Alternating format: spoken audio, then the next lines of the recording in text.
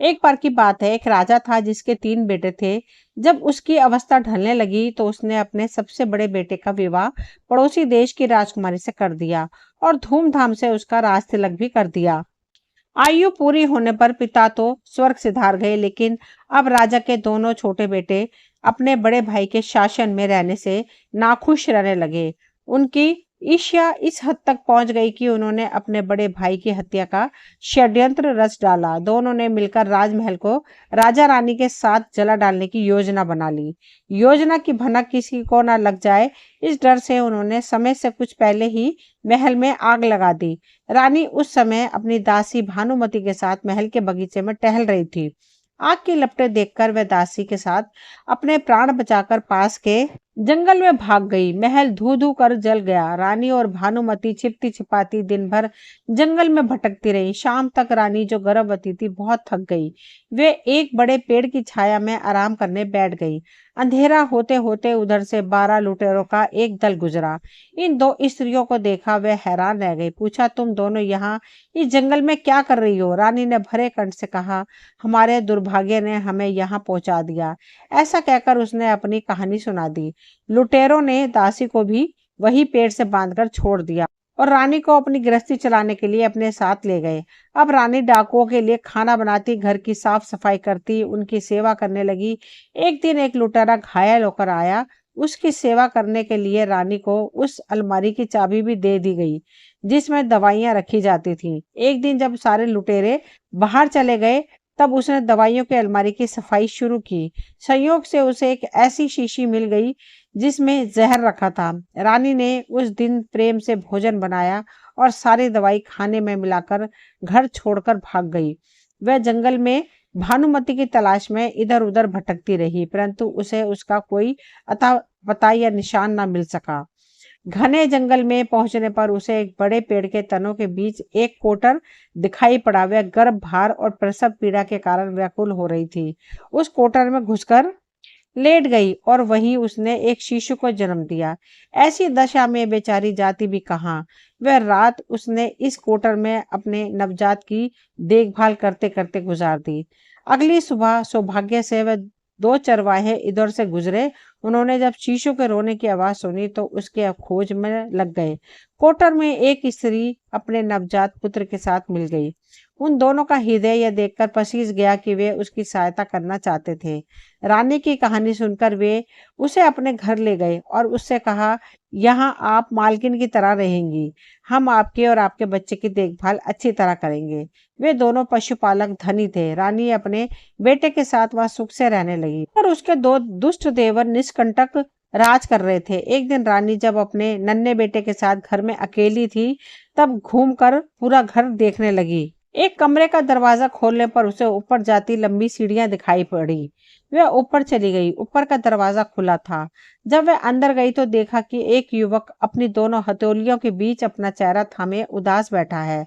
रानी तुरंत वापस मुड़ने लगी। तभी उस युवक ने उसे आने को कहा। दोनों ने एक दूसरे से जानना चाहा कि वह इन पशुपालकों के घर में कैसे आए। रानी ने जब अपनी कहानी सुना दी, तब युवक बोला, मैं पुष्पनगर के राजा का बेटा हूँ। मेरे पिताजी की और उनके अंगरक्षक की शादी एक दिन हुई थी। जिस दिन मेरा जन्म हुआ, उसी दिन मेरे पिता के अंगरक्षक की पत्नी ने भी एक कन्या को जन्म दिया। हम दोनों बच्चे एक साथ ही बड़े हो रहे थे। धीरे धीरे हम एक दूसरे से प्रेम करने लगे। हमारे इस प्यार की किसी को खबर ना थी, लेकिन मैंने मन ही मन सोच लिया था कि मैं अपनी बाल सखी अलका के सिवाय किसी और से शादी नहीं करूंगा। जब मेरे पिता की उम्र होने लगी, तब उन्होंने मेरी शादी कर देनी चाहिए। उन्होंने अपने दूत पड़ोसी राजा के पास भेजे कि वहां की राजकुमारी से मेरा विवाह हो जाए। मुझ पर इतनी हिम्मत ना थी कि मैं अपने प्रेम की बात पिताजी से कह पाता। वे मेरे विवाह की बातचीत करते रहे, लेकिन एक दिन मुझे मजबूर होकर अलका को यह बात बतानी पड़ी कि मेरे विवाह की बात कहीं और चल रही है। मेरे लिए इससे बड़ा कोई और दुर्भाग्य नहीं हो सकता कि मुझे अपनी प्रियतमा को इतना बड़ा दुख देना पड़ा और उसकी पीड़ा देखनी पड़ी। निराश और हताश होकर अलका ने मुझसे सभी संबंध तोड़ लिए। मैं था भी तो इसी लायक। उधर मेरे पिताजी मेरे विवाह की तैयारियां जोर शोर से कर रहे थे। उन्होंने मेरे विवाह मंडप में प्रवेश करने के लिए 3 द्वार बनवाए, एक राज परिवारों के लिए, एक सहायिकाओं दासियों के लिए और एक दास भृत्यों के प्रवेश के लिए। जब मेरा विवाह हो रहा था तब वेदी पर बैठी दुल्हन ने मेरी बेचैनी भांप ली। उसने मुझसे धीरे से कहा, सुनिए, यदि आपकी इच्छा मुझे विवाह करने की नहीं है तो मैं अभी खुशी खुशी बेदी से उठ जाऊंगी। मैंने कहा, नहीं नहीं, ऐसी कोई बात नहीं है। मेरा स्वभाव ही उदासीन सा है और हमारा विवाह हो गया। विवाह होने के लिए बाद जब मैं दरबार में अपनी पत्नी के साथ सिंहासन में बैठा तब राज दरबार से राज परिवारों के लोग, परिचारिका द्वार से सेविकाएं दासियों और तीसरे द्वार से सेवक दास भक्ति बंद होकर द्वार में आ गए, हमें बधाई और उपहार देने लगे। अंत में एक किशोर हाथों में बड़ा सा फूल का गुलदस्ता लिए सिंहासन के पास आया। उसने झुककर अभिवादन किया और फूलों का गुच्छा रानी को देने के लिए उनके पास तक चला गया। पलक झपकते ही उसने फूलों में छुपाया एक खंजर निकाला और मेरे देखते देखते रानी के सीने में गहरा घोंप दिया। वह अनुचर अंगरक्षकों द्वारा तुरंत पकड़ लिया गया, मेरे पिता के सामने लाया गया। जो ही वह पिताजी के सामने पहुंचा, उसने अपने कपड़ों में से दूसरा खंजर निकाला और अपने सीने में गाड़ लिया। जब उसे बचाने की कोशिश की जाने लगी तब पता चला कि वह पुरुष नहीं बल्कि एक स्त्री थी। मैंने उसके पास जाकर देखा तो तुरंत पहचान गया कि वह तो अलका थी, मेरी बाल सखी, जो अब तक निष्प्राण हो चुकी थी। मैं बहुत दुखी था। मैंने अपने पिता को इस भयंकर घटना चक्र का कारण बता दिया। कठोर और अनुशासन प्रिय पिता ने जब मेरी कहानी सुनी तो वह क्रोध और क्षोभ से सुलग उठे। उन्होंने मुझे तुरंत एक मीनार में कैद करवाकर उसके ताले की चाबी नदी में फेंकवा दी। मैं उसे कैद में केवल तब तक रहा जब तक कि एक लंबे मोटे रस्से की सहायता से मीनार से नीचे नहीं सरक आया। मैं ना जाने कब तक जंगल में भटकता रहता। अंत में एक बड़े घने पेड़ के कोटर में भूखा प्यासा और थका होने के कारण बेहोशी की नींद में सो गया। कब तक सोया, कितना सोया मालूम नहीं। एक सुबह को यहाँ के मालिक ने, इन 2 पशुपालकों ने मुझे देख लिया और दया करके मुझे यहाँ ले आए। तब से वे मेरी देखभाल अपने बेटे की तरह कर रहे हैं।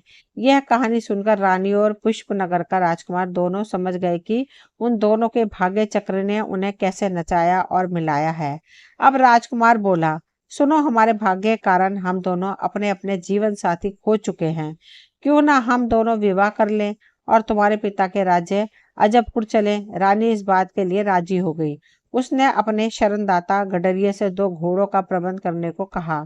साथ ही अपने राज्य अजबपुर पहुंचने के बाद उन्हें उपाधियां देने का भी वचन दे दिया। घोड़े मिल जाने पर पुष्प नगर के राजकुमार ने अपने साथ रानी के बेटे को भी अपने घोड़े पर बैठा लिया। रानी दूसरे घोड़े पर सवार हो गई।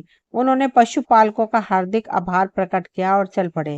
रास्ता पहाड़ी, संकरा और उबड़ खाबड़ था, क्योंकि उधर से कोई आवाजाही नहीं रहती थी। अचानक रानी का घोड़ा डरकर बिदक गया। एक कदम आगे बढ़ा तो नीचे के खाई में जा गिरा। यह देखकर राजकुमार का कलेजा फट गया। वह बेबस रानी के बेटे को लेकर अजबपुर की ओर बढ़ता रहा। उसका हृदय रानी के दुर्भाग्य पर रोता रहा। हाय रे भाग्य, इधर रानी मरी नहीं थी। जब घोड़ा गिर रहा था तब वह डाल पर उगे एक पेड़ की डालों के बीच फंसकर वहीं अटक गई थी। चोटें खरोंचे उसे बहुत आई थी, परंतु जान बच गई थी। होश आने पर उसने इधर उधर नजर दौड़ाई। पेड़ों के झुरमुट में उसे एक झोपड़ी जैसा कुछ दिखाई दिया। वह उस पेड़ की ओर बढ़ चढ़ी। पास पहुंचकर उसने कुटिया को साफ देखा। हिम्मत करके दरवाजा खटखटा दिया, कोई उत्तर न मिला। रानी कुछ देर इधर उधर घूमकर आसपास देखती रही। फिर उसने वहीं रुकना ठीक समझा और झोपड़ी के पास ही बैठ गई। जब अंधेरा घिरने लगा तब एक पुरुष, जिसके शरीर और सिर के बाल बहुत लंबे थे, अपनी पीठ पर मरे हुए जानवर लादे हुए वहां आया। रानी को देखकर वह बोला, तुम यहाँ क्या कर रही हो? मैं रात गुजारने के लिए आसरा खोज रही हूँ, रानी बोली। अब उस लंबे रो और बालों वाले जंगली पुरुष ने द्वार खटखटाया और एक स्त्री ने द्वार खोला भी। रानी अंधेरे में ही घर में घुसी। उन दोनों ने रानी को सोने के लिए एक कोना दे दिया। सुबह होते ही पुरुष शिकार के लिए जंगल में चला गया। उजाला होने पर स्त्री शोरबा बनाकर रानी के पास लेकर आई। उसे देखते ही रानी चौंक उठी। अरे भानुमति, तुम? उस स्त्री ने कहा। हाँ, मैं भानुमति ही हूँ। यह तो रानी की अपनी निजी परिचारिका थी, जिसे लोबश जंगली पुरुष ने उस पेड़ से बंधा हुआ पाया था, जहाँ लुटेरे उसे छोड़कर गए थे। वह उसे अपने घर ले आया। दिन भर वह घर में बंद रखी जाती थी। शाम को जब जंगली पुरुष आता तो दिन भर के शिकार किए गए जानवर लेकर आता। इन जानवरों की खाल उतारने का काम भानुमति का था। भानुमति ने बड़े दुख के साथ रानी को बताया कि वह जंगली आदमी उससे शादी करना चाहता है, लेकिन वह उससे शादी नहीं करना चाहती। रानी और उसकी प्रिय दासी एक दूसरे से मिलकर बहुत खुश हुई। दोनों ने अपनी जिंदगी के किस्से एक दूसरे को सुना डाले। अब समस्या यह थी कि इस जंगली शिकारी से छुट्टी कैसे पाई जाए। अचानक भानुमति से रानी ने पूछा, क्या तुम्हारे पास थोड़ी अफीम है? भानुमति ने उत्तर दिया, हाँ, थोड़ी तो मिल सकती है। यह जंगली कभी कभी उसका भी नशा करता है। अगली रात जब जंगली लौटा तो इन दोनों ने उसकी शराब में चुपके से खूब सारी अफीम मिला दी। जब वह गहरे नशे में बेहोश होकर सो गया तो दोनों स्त्रियों ने मिलकर उसे मार डाला और उसकी लाश को जमीन में दफना दिया। उस जंगली शिकारी के मुख से भानुमति ने कई बार एक ऐसे गुप्त दर्रे की बात सुनी थी जो सीधा अजबपुर को जाता था। दोनों ने चलते चलते उस दर्रे को खोज निकाला और वे जल्दी ही रानी के पिता के राज्य अजबपुर में पहुंच गई।